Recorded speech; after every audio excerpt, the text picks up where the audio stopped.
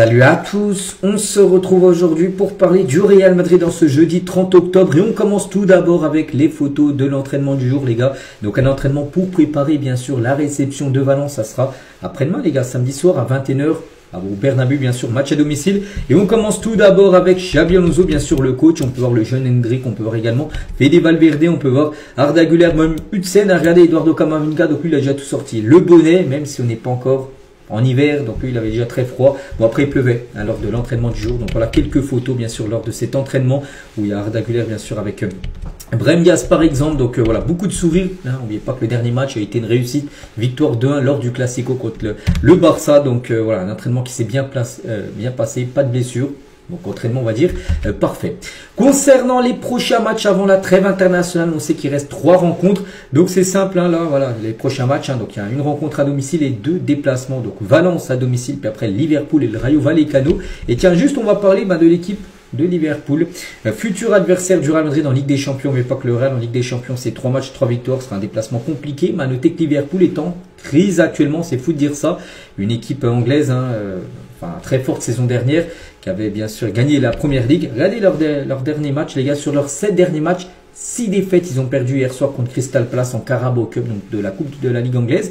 Ils ont gagné seulement Francfort, c'était leur dernier match de Ligue des Champions, sinon que des défaites. C'est peut-être le moment parfait de jouer contre cette équipe de Liverpool. En plus, ça sera là-bas en Anfield. Voilà, c'est une équipe en grande difficulté, cette équipe des Reds que le Real Madrid va affronter. Donc ça sera mardi prochain à 21 h bien sûr pour ce match de Champions League. Et concernant bien sûr ces 3 rencontres, comme j'ai dit, Valence, Liverpool et Rayo Vallecano, si on regarde la saison dernière, parce que la dernière fois en gros que le Real Madrid avait joué ces équipes là.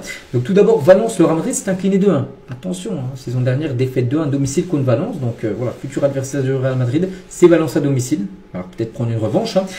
Contre l'équipe de Liverpool, c'était saison dernière ou il y a 2 ans, je ne sais plus, je crois que ça devait être saison dernière, défaite 2-0 contre les Reds de Liverpool, ça devait être en phase de poule, bien sûr, de Ligue des Champions. Et contre le Rayo, donc le dernier match avant la trêve, il y a eu un 3 partout, là-bas au Rayo. Donc voilà, concernant les 3 prochains adversaires, on peut voir que la saison dernière, aucune victoire, il y a eu 2 défaites et même un match nul. Voilà. Donc il faudra faire une meilleure série que ce qui a été fait bien sûr lors de la saison dernière. Concernant le match contre Valence, on en parle là depuis 1 ou 2 jours bien sûr avec des infos. Hier j'ai dit que c'était un guichet fermé. Tiens, autre info les gars, on apprend aujourd'hui que Xabi Alonso devrait tourner énormément. Voilà, contre Valence, il va beaucoup faire de rotation. Donc certains joueurs clés vont se reposer lors de ce match. Voilà, peut-être, je sais pas, peut-être Mbappé pourrait peut-être commencer sur le banc pour être prêt pour le match contre Liverpool. On ne sait pas, on en saura beaucoup plus là dans la journée demain. On en reparlera bien sûr de ce match. Mais voilà, il pourra avoir pas mal de rotation concernant cette rencontre contre l'équipe de Valence. On continue avec Vini Junior et Xabi Alonso se sont réconciliés à l'entraînement. Donc on sait que c'était chaud. On a pu voir lors du Classico entre les deux quand Xabi a sorti bien sûr Vini, voilà, foudrage, a même insulté le coach. Normalement ça se fait pas. Alors, ça se fait pas. En plus, tu es quand même le 3e capitaine de l'équipe. Tu n'as pas le droit d'insulter ton coach parce qu'il vient te sortir. C'est pas possible. Donc bon, les deux ont parlé ensemble. Ils se sont parlé pendant de longues minutes. Ils ont crevé l'abcès, ça va mieux, on va dire, entre les deux. Et Vini, les gars, il s'excuse de sa réaction lors du Classico. Il a sorti sur son compte X, ou même sur son compte Instagram, sur ses réseaux sociaux, un communiqué en s'excusant.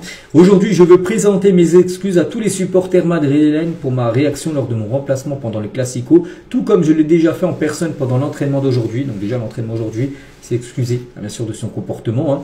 Et devant ses coéquipiers, bien sûr, il a voulu le faire aussi aux supporters bien sûr du Real, donc c'est pour ça qu'il a sorti ce communiqué. Donc parfois la passion me dépasse car je veux toujours gagner et aider mon équipe. Mon caractère compétitif vient de l'amour que je ressens pour ce club et pour tous ceux qui le représentent. Je promets de continuer à me battre chaque seconde pour le bien du Real Madrid comme je le fais depuis le premier jour. Donc voilà, il dit qu'en gros c'était sur le coup de colère, le coup de chaud, voilà, et qu'il n'aurait pas dû faire ça. Oui, il n'aurait pas dû faire ça, mais bon, il s'est excusé quand même.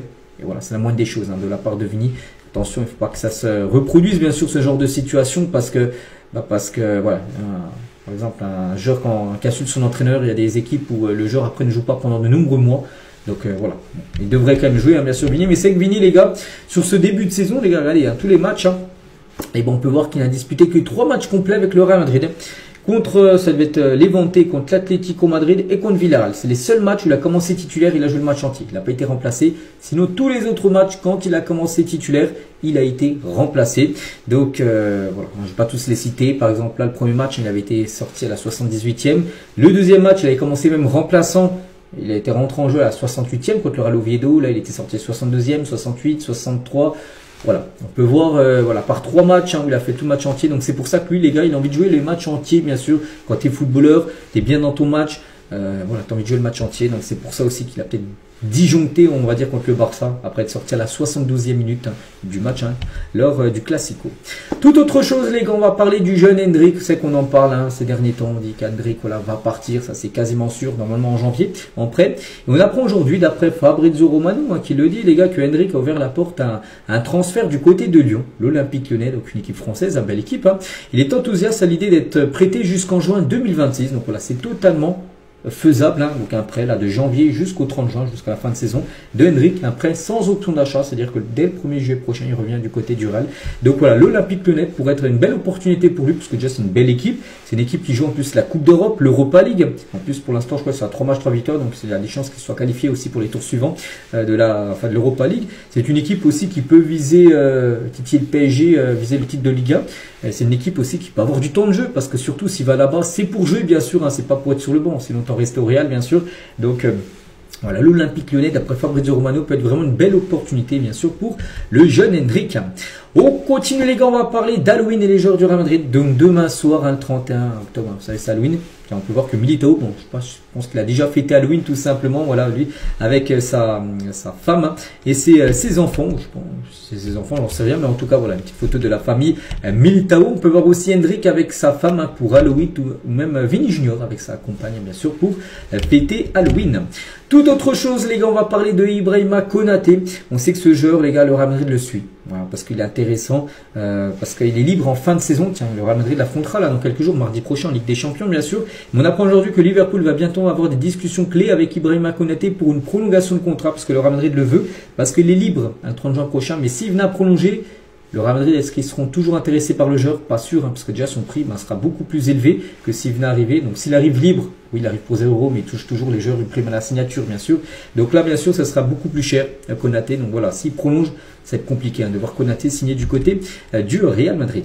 On continue cette fois-ci avec le joueur du mois d'octobre. On a le choix entre ces 5 joueurs-là, entre Jude Bellingham, Militao, entre Thibaut Courtois, Arda Güler et Aurélien Tchouameni. Donc voilà, parmi ces 5-là, lequel mérite le plus de remporter le prix du joueur du mois d'octobre. Donc bon, il y a un joueur comme qui manque, bien sûr, Mbappé, bien sûr. On se dit pourquoi Mbappé n'est même pas parmi les 5, parce qu'Mbappé, les gars, s'il aurait été là, certainement il aurait gagné le prix. Il a déjà gagné le prix pour le mois d'août et pour le mois de septembre. Et en gros, ceux qui font ça, donc c'est Marca en gros qui font ça à chaque mois, pour le meilleur joueur du Real, ils n'ont pas voulu mettre Mbappé, parce que certainement Mbappé, avec tous les buts qu'il a mis pour le mois d'octobre, il aurait certainement encore été élu, donc du coup ils l'ont enlevé comme ça, sûr que c'est pas lui. Voilà, parce que sinon ça aurait été certainement encore Kylian. Donc après si on enlève Kylian, qui est bien sûr le meilleur joueur du Real Madrid, hors Mbappé qui a dû être présent. Donc bon, il y en a qui tous étaient bons bien sûr, Arda Güler était très bon, Tchouameni aussi, pourquoi pas miser sur Tchouameni, mais je pense que Jude Bellingham a des chances quand même de remporter ce prix du meilleur joueur du mois d'octobre, même si pour moi, mais Mbappé aurait dû être là. Mbappé, pour moi, aurait mérité de remporter ce prix avec tous les buts qu'il a pu marquer, bien sûr, sur ce dernier mois. Et concernant, tiens, Kylian, pour montrer ce début de saison fou de Kylian Mbappé, il a marqué lors de 14 de ses 16 matchs cette saison, 16 matchs disputés, 14 fois, il a été buteur, enfin sur les 14 matchs différents. Voilà. Félicitations bien sûr à Kylian Mbappé. Pour finir avec lui, n'oubliez pas que demain les gars, demain vendredi, Mbappé va recevoir un beau cadeau. Il va prochainement recevoir le soulier d'or au Bernabéu. Donc demain 13h30 exactement, il y aura une cérémonie où son soulier d'or sera remis bien sûr à Mbappé par rapport à son nombre de buts impressionnants qu'il a pu marquer bien sûr saison dernière. Donc voilà ce qu'il y avait à dire aujourd'hui, j'espère que ça vous a plu. Donc nous on se retrouve demain bien sûr, demain on est vendredi et demain on est la veille du match contre Valence, donc il y aura encore des infos bien sûr concernant cette rencontre. Et moi je vous laisse les gars, je vous souhaite une très bonne journée et à demain. Les gars, selon la presse catalogne, Vinicius voudrait quitter le Real Madrid et rejoindre le PSG, attiré par l'idée d'être coaché par Luis Enrique. Bon, j'avoue, faut pas trop y croire, c'est la presse catalane. Donc bon, ils sont là pour semer le trouble côté Real Madrid, on va pas se mentir. Maintenant, je pense qu'il y a vraiment quelque chose qui est cassé entre lui et Xabi Alonso.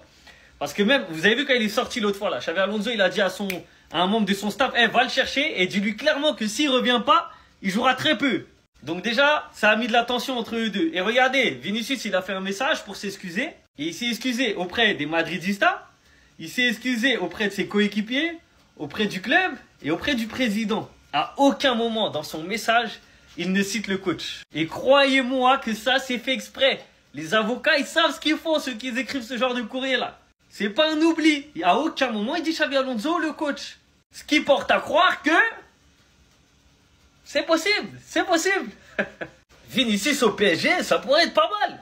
Imaginez un Vinicius ou Luis Enrique. On sait très bien qu'à la base, c'est un joueur, lui, il fait des pressings, tapeurs, il attaque, il défend, il est là, il est concentré. Donc vraiment, Vinicius ou Luis Enrique, ah, je signe.